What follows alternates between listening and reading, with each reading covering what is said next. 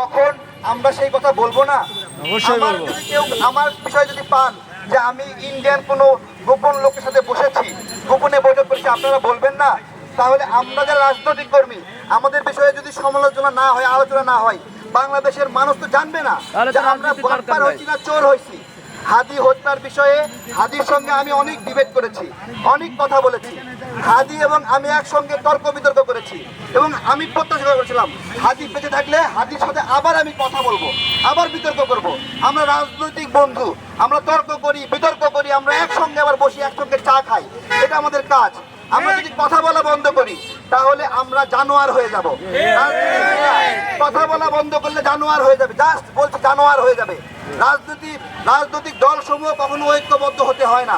রাজনৈতিক দলগুলো যদি ঐক্যবদ্ধ হয় তাহলে চুরি বাটপারি বেড়ে যায়। রাজনৈতিক দলগুলো যদি একসাথে কাজ করে তাহলে লুটপাট বেড়ে যায়। রাজনৈতিক দলগুলো যদি সমঝোতা করে তাহলে অন্যায় বেড়ে যায়।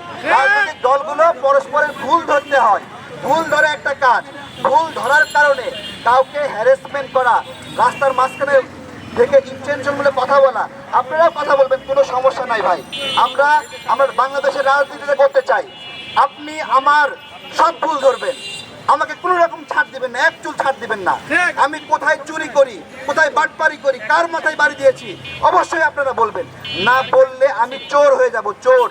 চোর আমাদেরকে পাহারা দিয়ে রাখা জনগণের দায়িত্ব। আমরা সেই চোর না জন্য ভাই দুটো কথা বলছি কারোর বিরুদ্ধে, সমালোচনা করছি, তার জন্য আমি রাস্তাঘাটে হ্যারাসমেন্টের শিকার হব? আপনারা বলেন। দুটো কথা বলেছি, কথা বলার জন্য আমাকে হত্যার উপযুক্ত করবে, আমাকে হ্যারাসমেন্ট করবে? আমি ঢাকা 12 আসনে নির্বাচন করছি প্রজাপতি মার্কায়।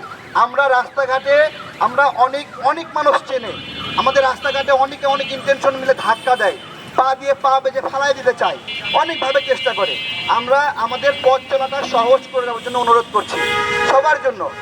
আপনারা শুধু আমার ক্ষেত্রে না, আরও যারা রাজনৈতিক কর্মী আছে, ভাই নিজের খায়ে ভূত তাড়ানো রাজনীতি করতে আসলে বেশিরভাগ এতদিন যা দেখছেন রাজনীতিবিদরা দেশে খাওয়ায় না, দেশটা চালায় না, নিজেরা খায়। সেই জায়গা থেকে আমরা ক্ষুধা দারিদ্র্যের সঙ্গে যুদ্ধ করে লড়াই করে এ জায়গায় দাঁড়িয়েছি। এই জুলাই গণঅভ্যুত্থানের পরে কেউ বলতে পারবে না আমি তারেক কোনো জায়গায় কারো বাড়ির সামনে একটা মব সৃষ্টি করে কোথাও গিয়ে বলছি তুমি আওয়ামী লীগের দোসর, তোমাকে গ্রেফতার করা হবে, বলি নাই। আমরা মনে করি এই বাংলাদেশে সবার বাঁচার অধিকার আছে। গতকালকে ছাত্রলীগ নেতার স্ত্রী মারা গেছে, সন্তান মারা গেছে, কেন? দুধ কিনে খাওয়াইতে পারে নাই, গ্রেফতার করে রাখছে। বাগেরহাটে একজনও খুন হয় নাই, হয় নাই, অথচ সেই ছেলেকে 11 মাস ধরে আটকে রাখছে। প্রথম যখন গ্রেপ্তার করা হয় তার গর্ভবতী স্ত্রী 2 মাসের প্রেগনেন্ট ছিল, 8 মাসের প্রেগনেন্ট, মানে 2 মাসের মধ্যে ডেলিভারি হবে।